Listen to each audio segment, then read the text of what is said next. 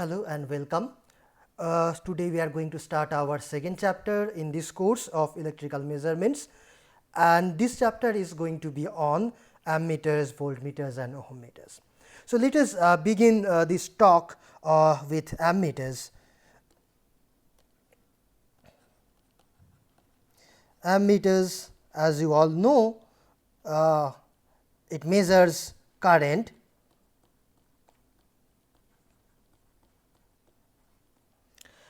And so far we have studied instruments like PMMC, electrodynamic, moving iron.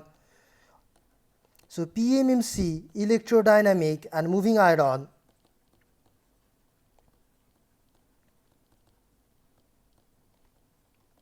So, these three types of instruments are inherently or in principle ammeters.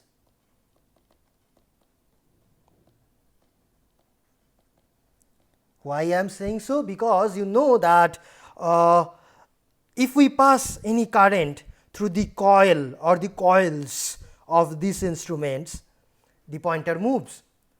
So, the pointer responds directly to the current which is flowing through the coil or the coils of these instruments. So, these instruments are directly like ammeters. So, we can measure current with any of these instruments. Now, suppose if I have I can have a circuit which can be very complicated, but so let me take a circuit. You can think of a very complicated circuit.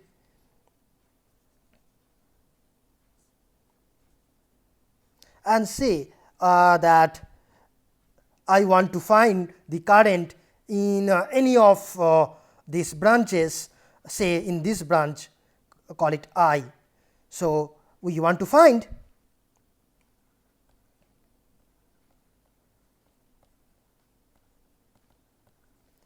I equal to what? How much is this current? So, what do we have to do? We have to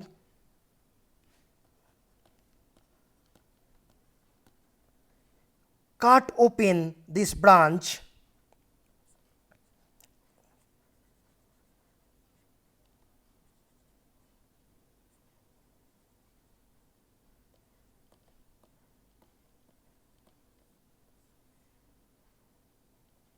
So, we have to open this branch and insert a meter here in series. So, this meter can be PMMC, this can or electrodynamic or AMI. So, this can be PMMC, can be electrodynamic or AMI in principle. Okay. So, the choice will also depend on the type of the circuit, maybe AC, DC, etc. So, right now let me just put a source without mentioning exactly what type of source it is.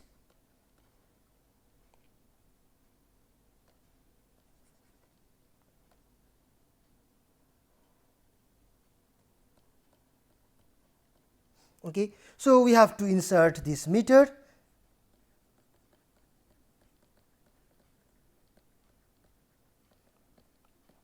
in this branch in series. Okay. So, the important thing to note or know about ammeters is that ammeters are inserted in series with the desired branch where we want to measure the current. Okay. Now, this is one important fact which I believe all of you know. The next thing which we should know is that so when we insert this ammeter in this branch, the impedance of this branch will change. So, this coil, the coil of this instrument has some resistance. So, the resistance of this branch will increase, and therefore, the current in this branch may decrease. Okay. So, when we insert an ammeter in any branch of an electrical circuit, the current in that branch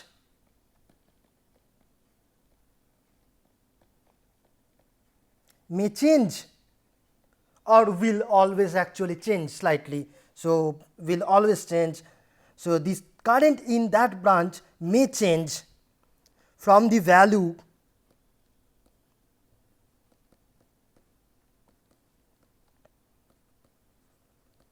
of the current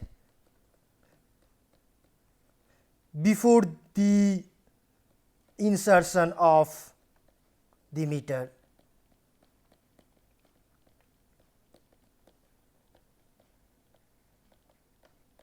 Okay.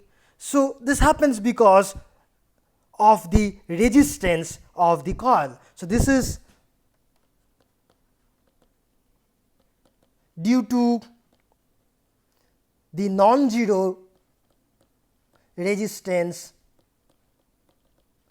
of the coil of the meter. Okay. So, therefore, ideally what we would like to have is that the ammeter should have zero internal resistance, zero internal impedance. So, ideally we would like to have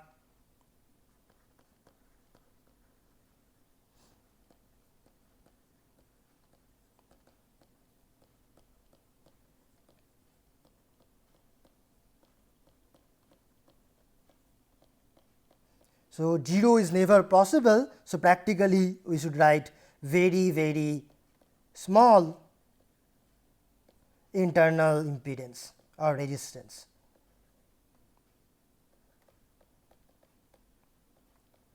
Okay. So, this is the second fact about the ammeters. We would like the ammeters to have very low internal resistance or internal impedance.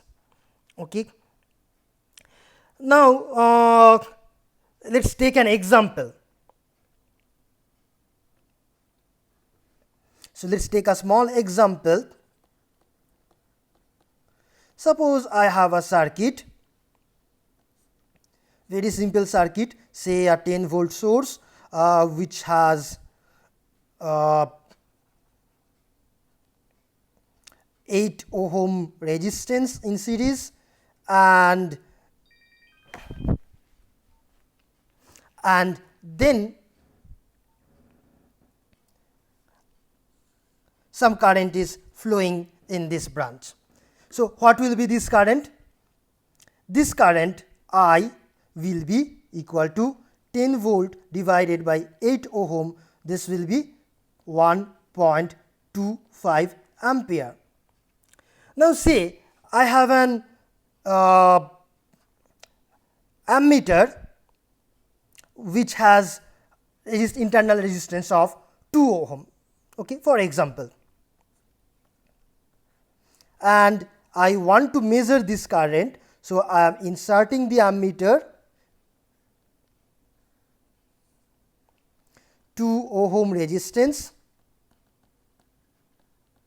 So, this is 8 ohm, this is 10 volt.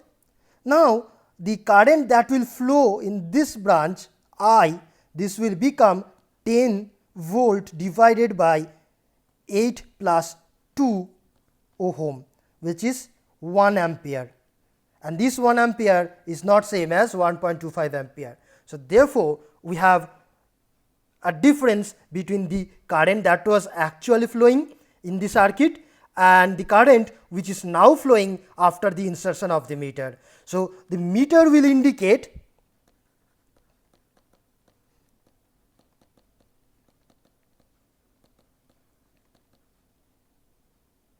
one ampere. Okay. Whereas, if we are interested in the value of the current that was flowing actually in the original circuit, that was different. So, therefore, we have an error. Okay. So, the error in this case is quite large. Error is, therefore, we can write this as 1.25 minus 1 ampere. This is like 0.25 ampere, and this we call the absolute error. And if we want to measure, say, a relative error,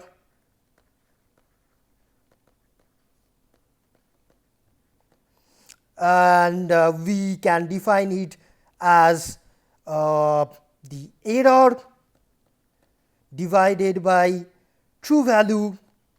We can also define it as error divided by the measured value, depending on the situation, into 100%. So, this will come out to be 0.25 divided by true current was 1.25. So, this is like 1 over 5. So, this is 20%, which is quite large in this case. So, ideally, we would like to have the internal resistance of any ammeter very low. Okay. So, we want, once again, internal resistance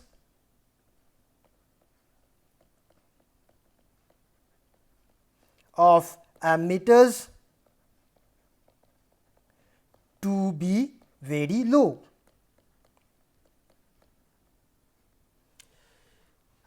So, this is quite obvious. Now, let us ask a more involved question, which is to say, how low is good enough?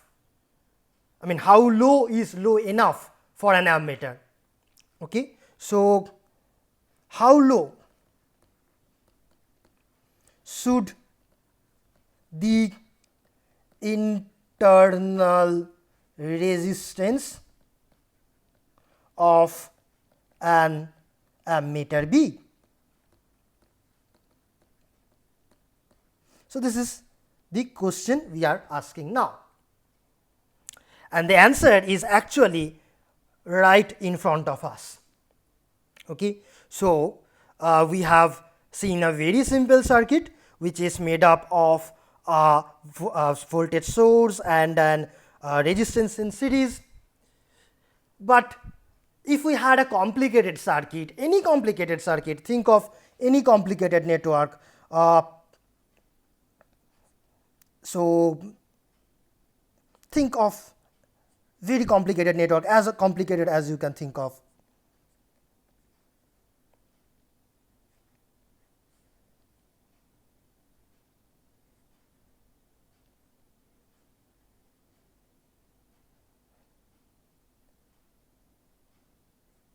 So, let me also put some current sources.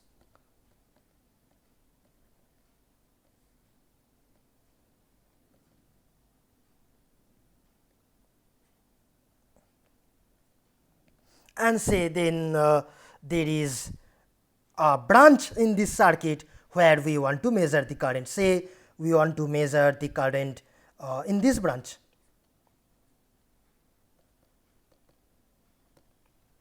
Okay. So, now how low should the internal resistance of the ammeter be to measure the current in this branch? The answer lies in the fact that according to Norton's theorem, any complicated circuit can always be reduced in a simple circuit. Looking from the looking from the perspective of this branch between, so where we want to measure the current. So, using Norton's theorem,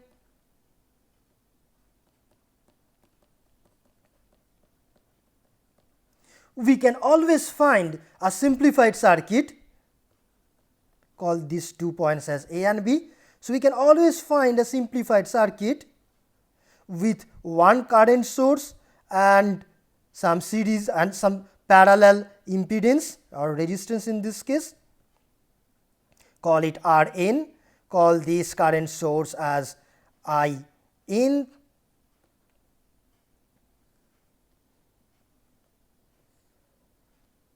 this is point A and this is point B, these two are connected joined by this branch which is a short circuit, okay, which is a zero resistance branch, and we want to measure the current in this branch.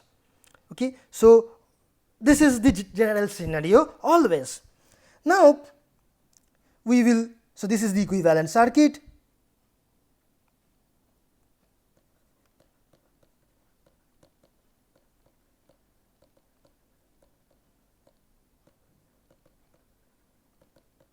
And this is the impedance R n as seen from the perspective of these two terminals A and B as seen from this side. Okay. So, this is the internal resistance of this circuit R n, Norton's resistance. This is also same as Thevenin resistance. Okay. Now, we will put the ammeter there.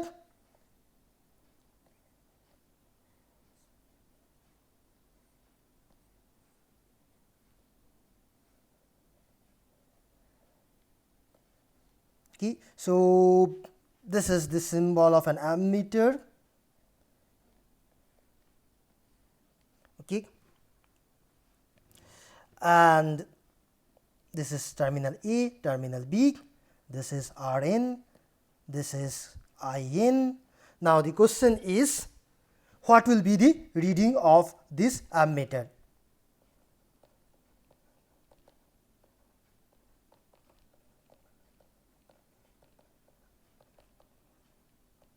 Okay. Now, the reading of this ammeter will depend on the internal resistance of this ammeter. Say the internal resistance R I is the, or call it R A is the internal resistance.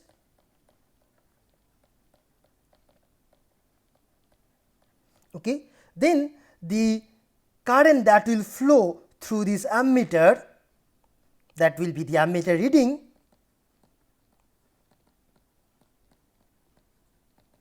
it will be given by this I n, and then we can apply the current divider rule multiplied by R n divided by R n plus R A, where R n is the Norton's resistance or Thevenin resistance, both are same, you know.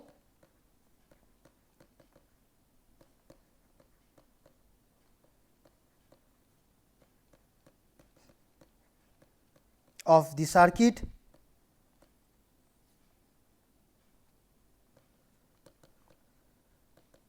Okay.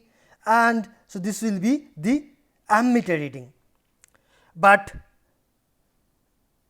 the true current that was flowing in this branch before the insertion of the ammeter, that was I n. So, this was the short circuit current. Okay. So, we can actually we often denote this as I short circuit, ISC. This is ISC because this is this short circuit current as seen from as terminal AB.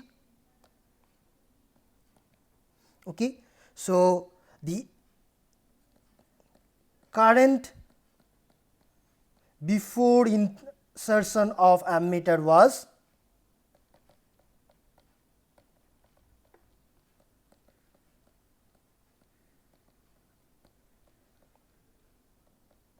ISC. So, now the ammeter reading we want this to be close to ISC or same as ISC ideally, and that will be true only if, so ammeter reading will be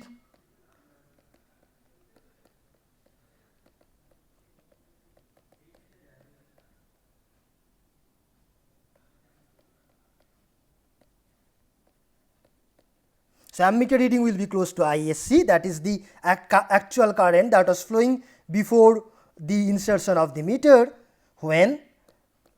So, ammeter reading will be close to ISC when this factor is close to 1. Now, when will this factor be close to 1? Only if RA is much less than Rn. When RA is much less than Rn, because then, so call this IA ammeter reading, then IA will be ISC multiplied by Rn by Rn. We can neglect Ra because Ra is much smaller than Rn. So, this is approximately true and this will be equal to ISC. So, this is the condition we want. So, we want the ammeter resistance to be much smaller than the internal resistance of the actual circuit as seen from these two terminals. So, that means the internal resistance of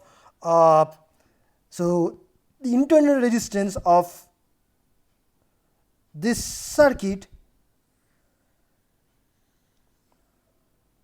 as seen from the terminal AB, that is Rn, should be much higher than the ammeter internal resistance of the ammeter. Then only our reading will be close to the correct value. Okay. So, in our next video, we will talk about multi-range ammeters, and we will stop in this video here. Thank you.